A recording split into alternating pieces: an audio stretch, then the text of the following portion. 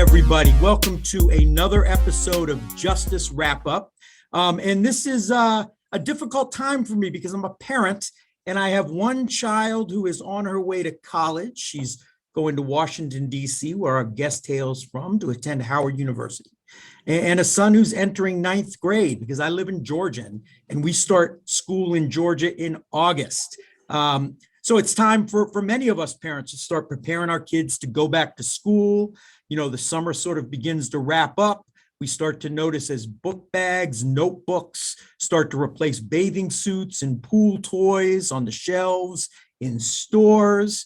And heading back to school for many children, right, is exciting. But for many others, it also means going through metal detectors, coming across police officers in school. My kids go to a very good public school in Atlanta, but they still have metal detectors and police officers in the school. And starting a new academic year can be incredibly stressful, right, under any circumstances. But for some children, and we're going to talk about children who are particularly impacted by the militarization of our children's schools.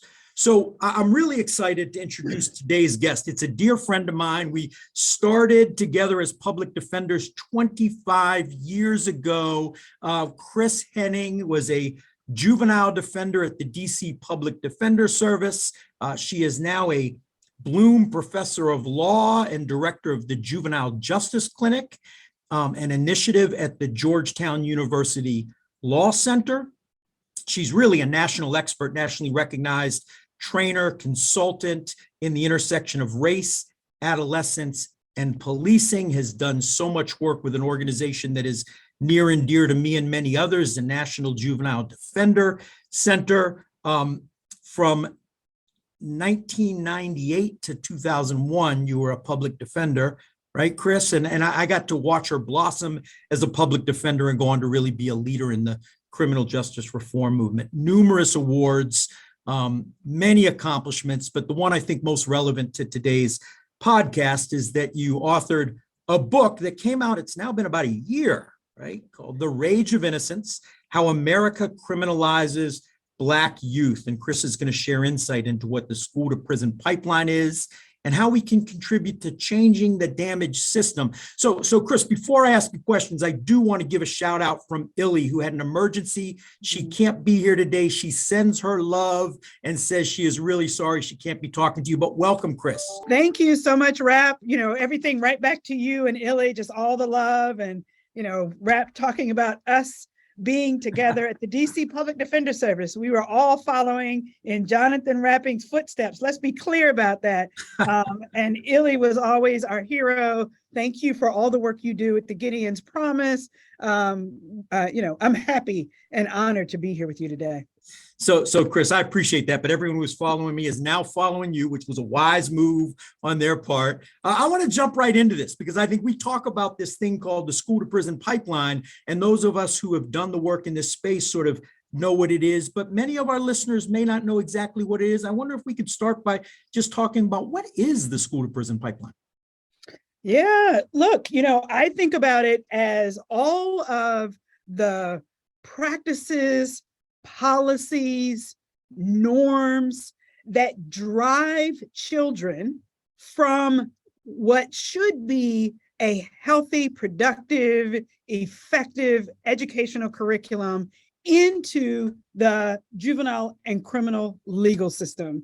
And that really does include racially disparate disciplinary practices. It includes the ways in which we allocate resources, monetary resources, human resources to law enforcement instead of to education, right? It is all the ways in which we do not have an adequate education curriculum for students with disabilities, with special education needs, all of these sort of tentacles, if you will, policies, practices, procedures, norms, right, that feed kids from the school system into the delinquency system. Yeah, and you've obviously been working to interrupt that system for your entire career, which is now, although you still look the same, I was mentioning before we started, the same as you did when I met you. It's now been 25 years. And I wonder if we could talk a little bit about sort of how that school to prison pipeline has evolved or changed over that time. And in particular, I mentioned police officers in schools. That's something that certainly was present when you started, but has really exploded, is my understanding, the number of police we see in schools. Oh, so that's an interesting question. Yeah. I mean, look, I think, you talk about how has it evolved over time. I think that absolutely the evolution of police officers in schools, the criminalization of normal adolescent behaviors, both in practice, but also in statute. I think all of that is worth talking about. And then I would say the third thing is the increase in racial disparities. So why don't we just start with the evolution of police? But it certainly starts, long before I started working. And I will tell you, quite frankly, that I, like so many others, have bought into the often repeated narrative that we have police in schools today because teachers and parents were afraid to send their kids to school after the mass shootings in Columbine, Colorado in late 80s, early 90s, that whole sort of series of school shootings.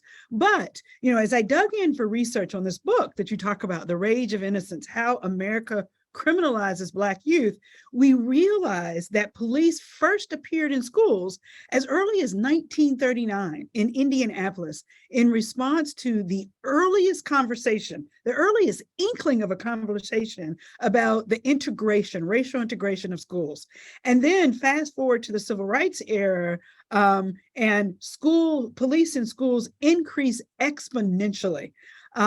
And police were sent to schools in the civil rights era under the guise, right, after Brown versus Board of Education, of creating this safe passage for Black and Brown students. But the historical record is clear, the iconic photographs are clear, that far too often police became an impediment to true and meaningful integration of schools, right? Then we fast forward one more time to the 1990s, right? This is when there's a temporary uptick in crime in America, and Black children in particular become the face of American crime, distorted through this pseudoscientific myth, the super predator myth, right? That basically predicted that Black children were going to run amok by the year 2000 and rape, maim, and kill most of America. Well, we know that turned out not to be true at all. And the myth itself was recanted by the Princeton professor who put it out there. But this is a really seminal moment. Why?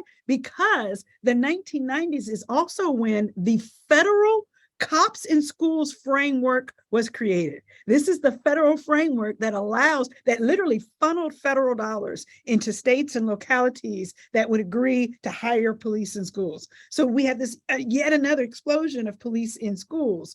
And so, look, what we see, right, is then, and really, really, really, really, really important, that all occurs before Columbine, right? Wow. Columbine is in 1999. So we think about police in schools as tied to that, but it is a racialized history that long preceded that. And yes, indeed, the federal government did increase funds after Columbine, but it's implementing programs and funding that were already there.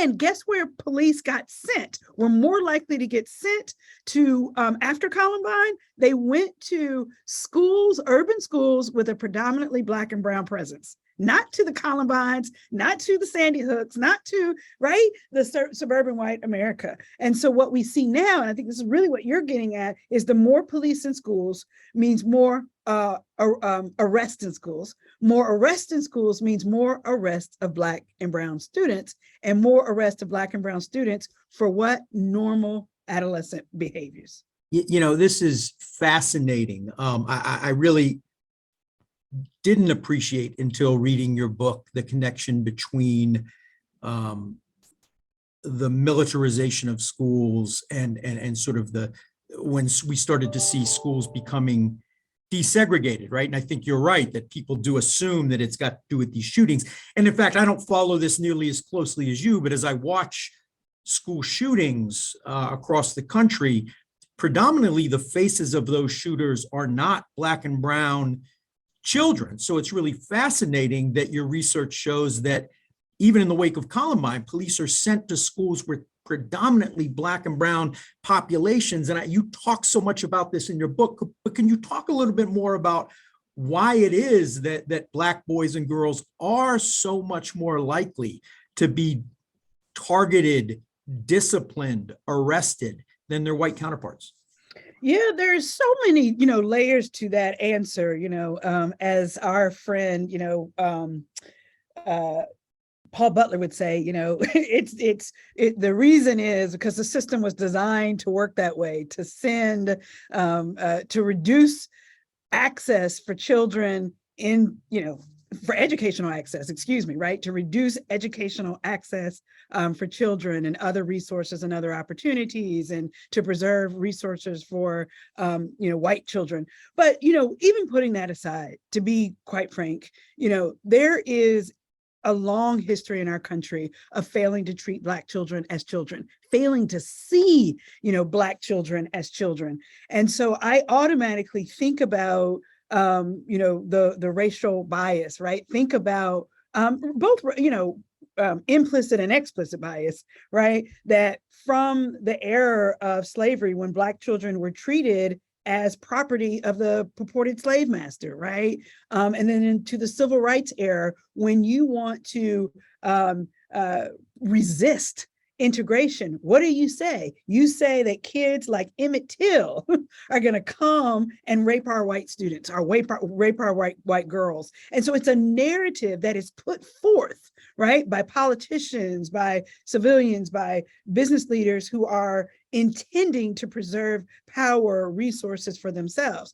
But then here's what's important, right? We know this, that those narratives, those very intentional narratives at various stages in our history, even when they are relinquished, right, explicitly, they live on in the American psyche as subconscious bias. And so now I say this all the time: you walk down a park, whether you're Black, white, blue, green, you walk down a park and you see a group of Black kids in a hoodie, what do you think? You think about fear and you think about crime.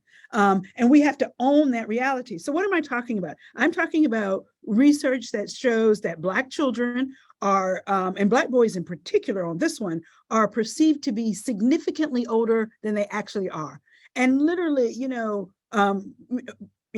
multiple years older than they actually are. And so you think about like a Tamir Rice, being perceived as, he's 12 years old, being perceived as 5 years older than he is, 17 and a half years old. You think about a 16-year-old child being perceived as, 21 years old. This is all really quite significant. Similar research has been done with Black girls, finding that Black girls are perceived to be older, more mature, more knowledgeable about adult topics, less innocent, less in need of protection.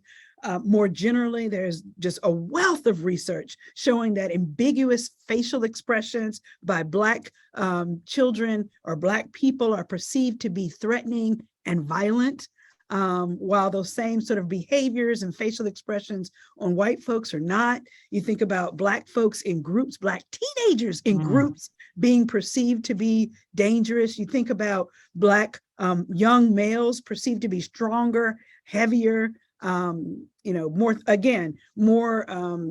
dangerous than they actually are. This is what we're dealing with. And so this is a lot of what accounts for the racial disparities and the criminalization of Black children in schools.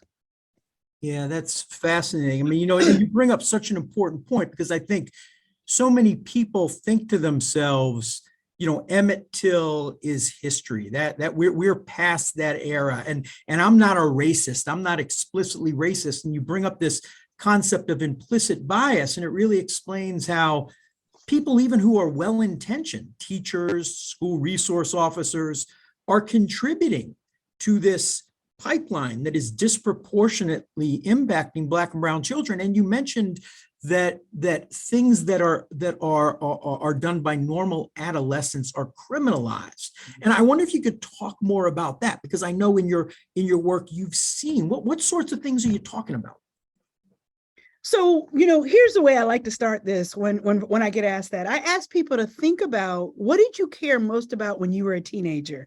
And people sort of invariably tell me, I cared about, the clothes I wore, the way I wore my hair, the friends I got to sit with in the cafeteria, the parties I got invited to, the music that I listened to. This is just what kids care about then and today. And so you could take any one of those, Rap, and see the disparate responses to Black children. So let's just take music, for example. Think about country, heavy metal, pop, rock. All of those genres of music have misogynistic lyrics. They glorify violence and drugs and sex and all the things that we quote unquote don't want our kids to be involved in. But then you think about rap music is same sort of music and themes, as well as themes around pride and politics, but yet Black rap music is treated as literally the most dangerous music alive. Look at clothing, right? Let's think about the hippie era. Right? I want to say your mom might have had something to do with the hippie era, right? Yeah, you'd be right. You'd be right. That'd be right. But think about like tie-dye t-shirts, bell bottoms, all of which are associated with, hallucinogens, other, types of drugs. Think about all Black attire and the straight Black hair that was associated with the goth era, but yet also associated with mass shootings. None of that has been criminalized. We don't criminalize the tie-dye. We don't criminalize the all Black attire. And then think about today, the steel-toed Doc Martens with red shoelaces, which some young white supremacist groups have claimed as their own. We've never outlawed that. But what do we do for Black kids? We outlaw the sagging pants, right? No, I don't want to see anybody's underwear either, but is it a crime? Is it an offense that should be on the books that permits a police contact, that permits an arrest? And then think about the hoodie. No, the hoodie isn't a crime, but we, just as I said earlier, you walk down the street, you see a Black kid in a hoodie, and the presumption is that he or she is dangerous. And that's what's really, critical. Is the differential perceptions. We don't let Black kids be kids. I mean, there's so many examples. Rap, I'm going to give you a story from the book that I think not only those sort of really sort of mundane, everyday examples of the criminalization of Black adolescent culture, but try this on for size. Mm-hmm. One of the girls that I talk about in the book, I call her Sharice for purposes of the book, but she's literally a 17-year-old girl who gets into an argument with her boyfriend.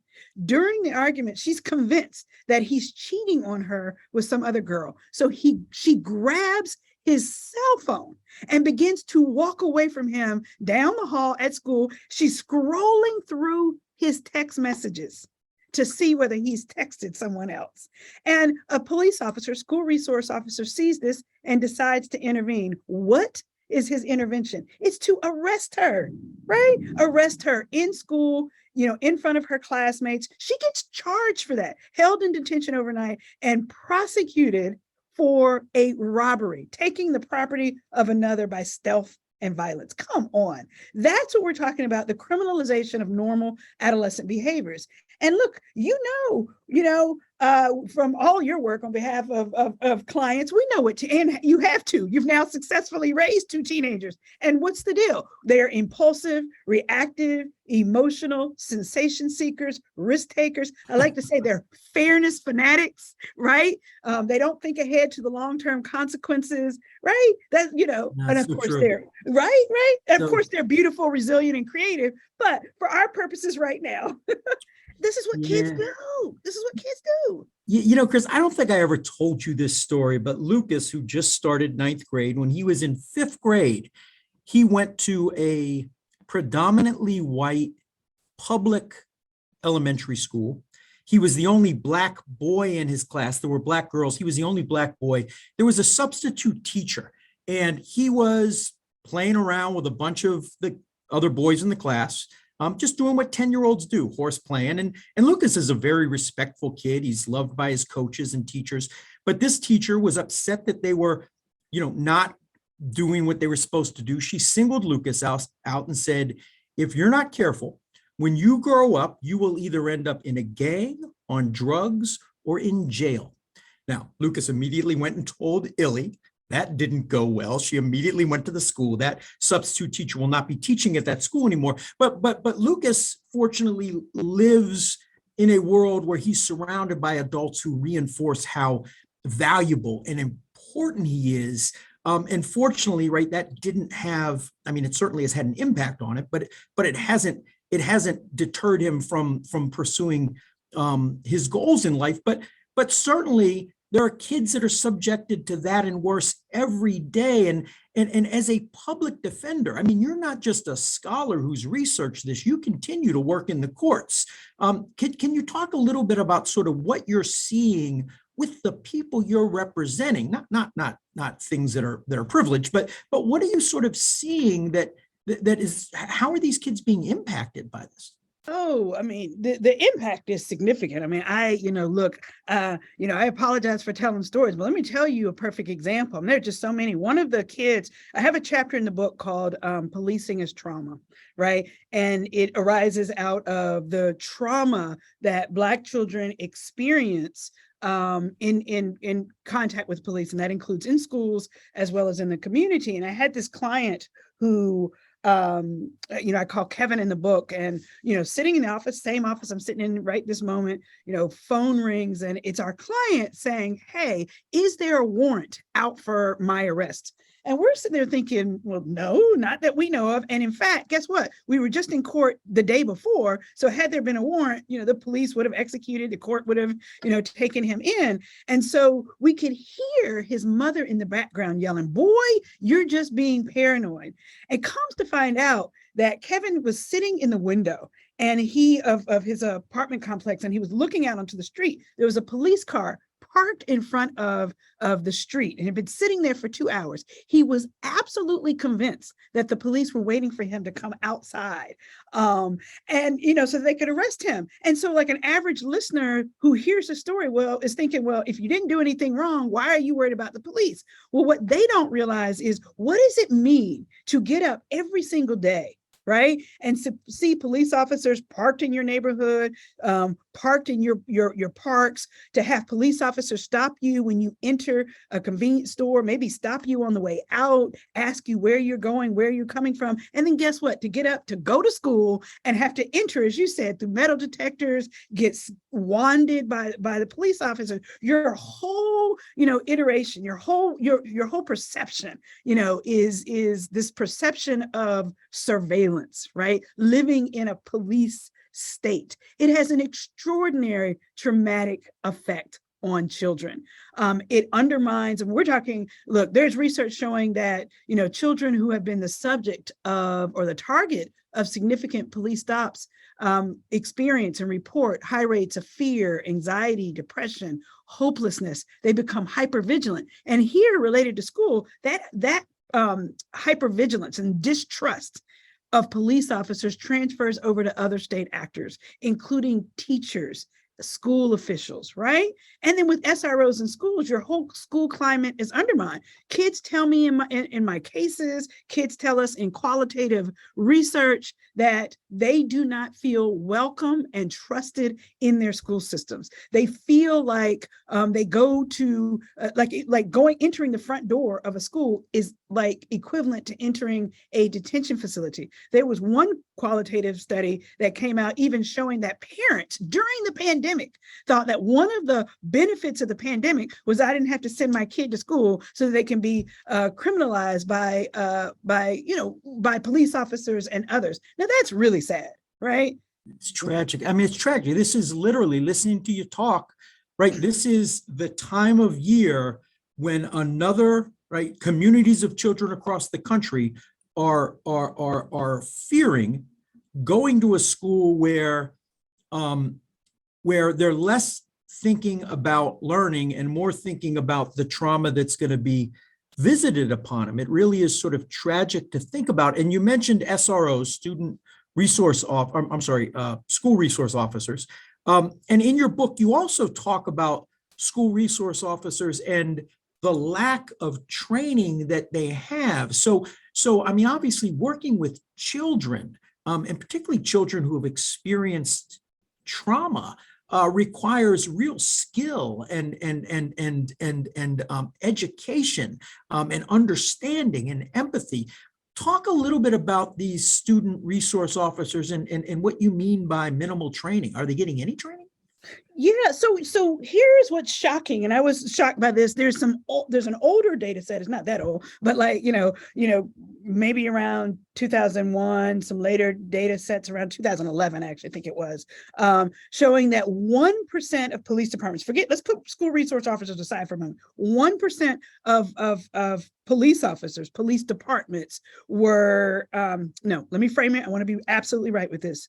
Less than 1% of police department training was devoted to youth issues. So that meant adolescent development, adolescent disabilities, de-escalation strategies specific for children. So one would think that when you talk about school resource officers, that you're going to see an increase, and there is more training, but it's still woefully inadequate. There was a survey, a much more recent survey, I want to say, and I have to look back at the book, I want to say coming out in like 2018, in which school resource officers from across the country were surveyed about the nature of their training. And there were literally like 65% of officers school resource officers have never been trained on like adolescent development. That's the starting place, right? And these numbers get higher and higher, than that when you start talking about some of these other training requirements, like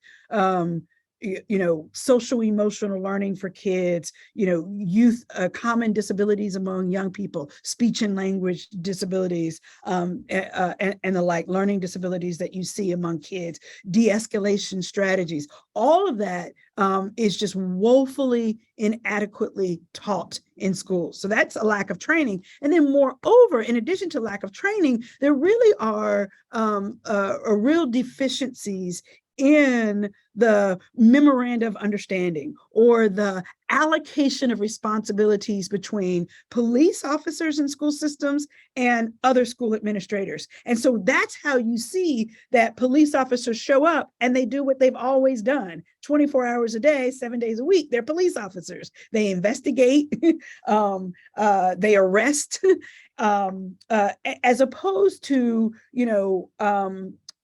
engaging with young people as if they're still kids. So in other words, you far too often, because there's a lack of clear division of responsibility, you get police officers responsible for routine school discipline, kid talking back in class. Like, think about Shakara. Y'all remember her from South Carolina, got snatched out of her desk. Do folks remember what she was accused of? She was accused of being on her cell phone in math class. Well, a subsequent documentary has come out, and she's very clear that she was actually a student with a one-on-one aid because she had special education needs. Wow. And so she had been told, she was taking a math class, if you need help, you either need permission from your teacher to go down to the principal's office or go down to find your one-on-one aid or find some other way. She was trying to reach her one-on-one aid. Wow. And isn't that wild? And so instead, incredible. She gets ripped out of class. Routine school discipline. I've seen that video many times. I never knew that backstory. Yeah. That's incredible. And even to call them school resource officers, right? I mean, as you just said, they're police officers. They're armed. Is that right? Right. Many. Yeah. And really, I think just like police and prosecutors in the criminal legal system across the board, I mean, the only resource they tend to have for marginalized communities is punishment, is right. Pain, is harm, is cages. And it sounds like for school resource officers, it's the same thing, but for juveniles. Is that fair to say? That's the resource they're offering? It is, and and that's the reality of the resources that they're offering. And here's the deal, for any school resource officer who's listening, the National Association of School Resource Officers was founded in 1991. Again, by the way, that's 8 years before Columbine.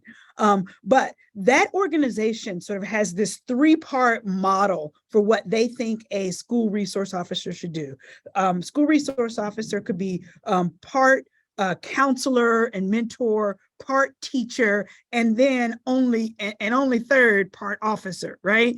Here's the reality. It's just what I told you earlier. There is no adequate communication, number one, of those three roles very often within a local school system. And so teachers, school administrators, don't understand that. And again, they rely on police officers for routine discipline, not for these mentoring roles, not for these, teaching roles at all that they say. Secondly, even if it were true, right, that police officers were there to be counselors and teachers as well as officers, they're not trained in those categories, right? They went to school and they went to training to be police officers. And also, and so they're just not well equipped. Like, as you said earlier, you need special training. You need training in adolescent development and the like, and that's not their area of expertise. And then thirdly, it's very confusing for police officers to have these three roles with children,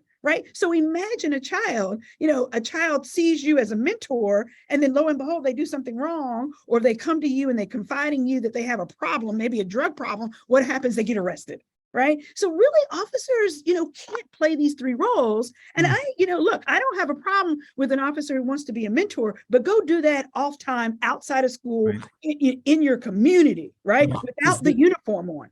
The sight alone is traumatic for so many children. Absolutely.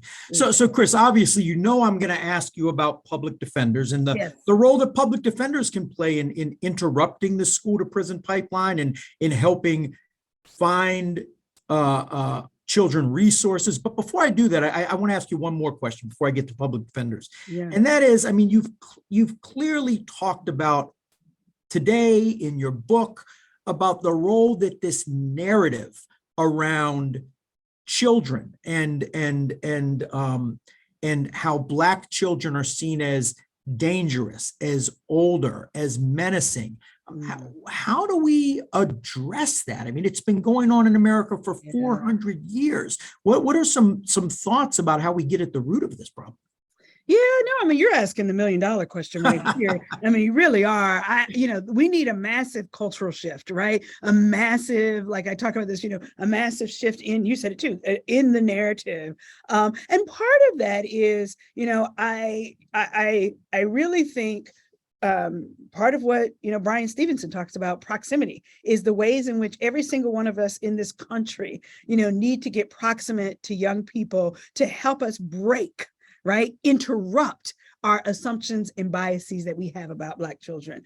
And outside of these systems that are already, I don't want to overstate it, but are already corrupt, right? So you have a school system that's not serving youth, that criminalizes youth, right? That has spent more money on traditional law enforcement strategies for law enforcement rather than, rehabilitation, or just forget rehabilitation, just guidance and smaller class sizes. And you see, teachers saying, but what do? I teach in a school that's highly violent. It's got high levels of violence. My point is, we've got to meet children in spaces in which they feel safe, spaces in which they get to be kids, and so that we can really understand and see their joy, their intelligence, their creativity. And that's in part how we begin to slowly, one by one, group by group, community by community, shifting that narrative. If I am, I say this in the book, one of my psychologist friends taught me this term, and it has stuck with me forever, that every single child deserves at least one irrationally caring adult in their lives.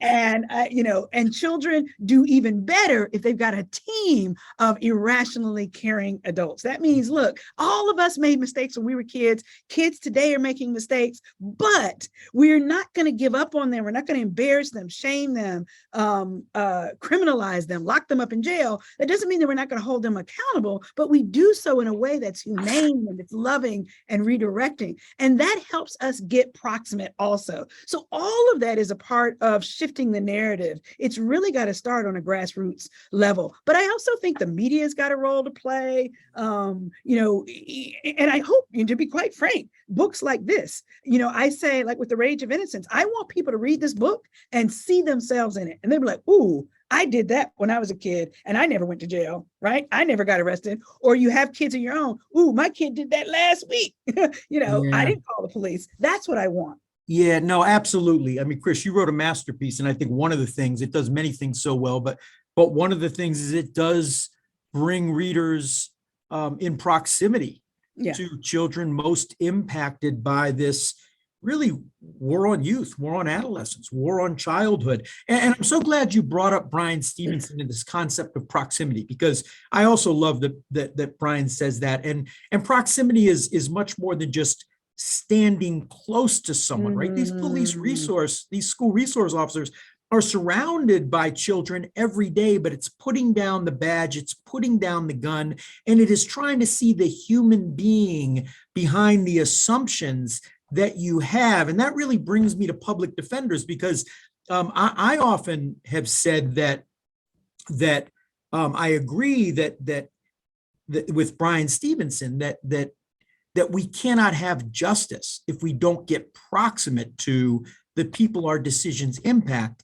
And in the criminal legal system, the only way judges and prosecutors, even the best judges and prosecutors, get proximate to the people their decisions impact is through a public defender, an advocate who learns those stories, tells those stories, humanizes those people. But I want to hear your thoughts about public defenders and the importance of public defenders in this effort to address the school to prison pipeline and the attack on Black and brown and marginalized children.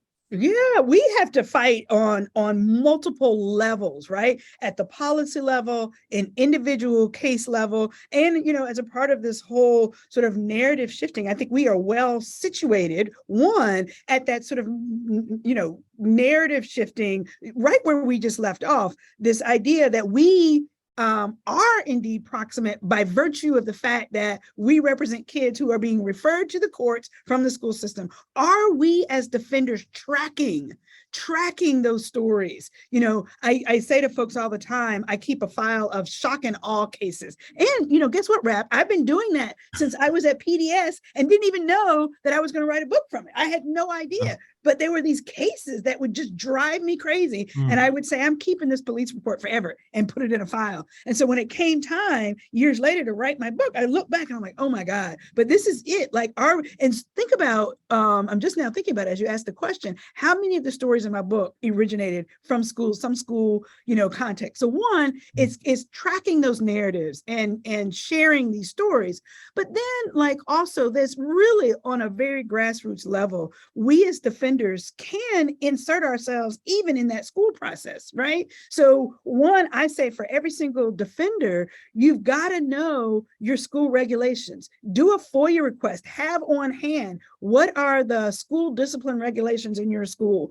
And does your defender office have a team of lawyers, or are you, ideally, in your own cases, able to go out and do those school hearings, right?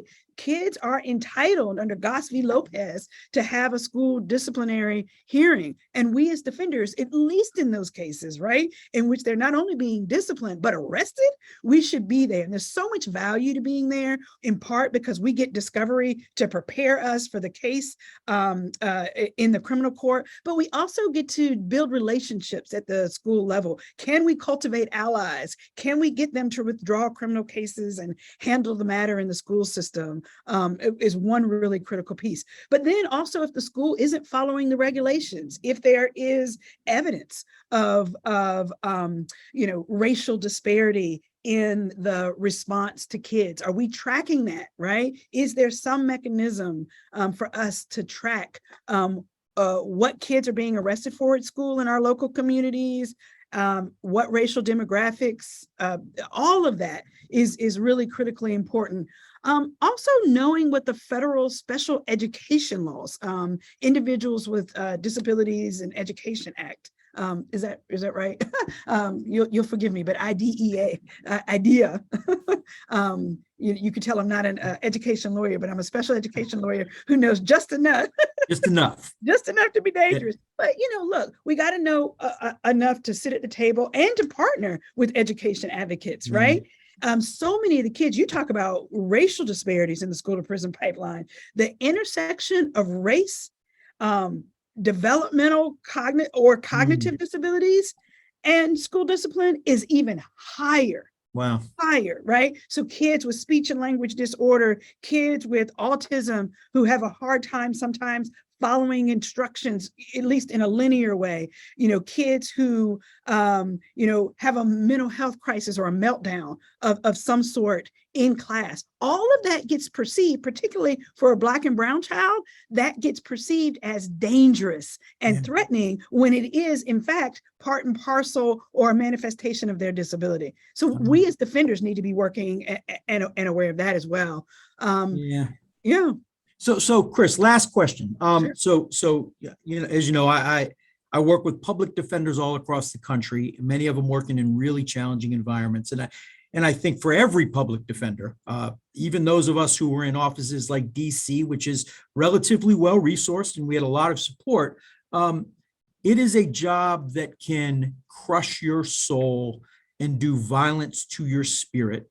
Public defenders every day come back from witnessing incredible injustices and wonder, can I keep doing this work? They're beaten down. They're at risk of perhaps starting to normalize this crazy system themselves if they stay in it long enough. And I think all of those challenges are arguably maybe even greater for the juvenile defender who's working with children. And I just wonder, the last thing I want to ask you is, do you have any words for those public defenders out there who are doing this work and every day coming home and feeling like no matter what I do, I'm swamped by injustice? What do you say to them, Chris? Yeah, you know what? I've thought about this a lot because I, teach law school and work with young folks who are thinking about this as a career. And I have adapted something that someone told me, when facing trauma and tragedy in your own life, is faith, family, fitness, fun, and finding your tribe. And what is all of that about?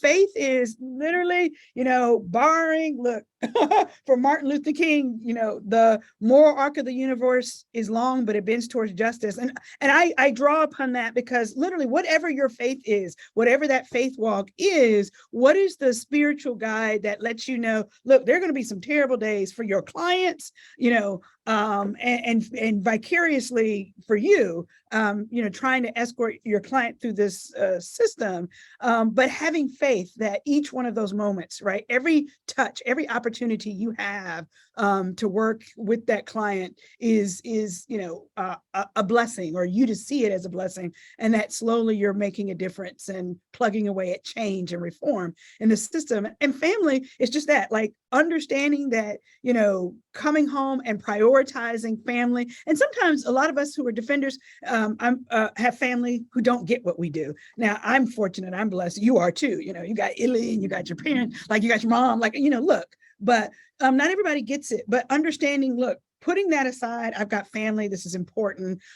Fitness, you gotta take care of yourself. And that's both mental health, mental fitness, as well as physical fitness, right? Yes. So finding yourself a therapy, you gotta do it, and then getting out there, getting yourself that walk or that run or whatever it is, fun, being able to laugh, finding the joy, and then finding your tribe is really about finding those folks who do get it. So when you live in a family that doesn't get what you do, who is that tribe? Where are the RAPs of the world? So going to, a Gideon's Promise program or doing some of the ambassadors for racial justice work that we do at Georgetown, like, where is your tribe?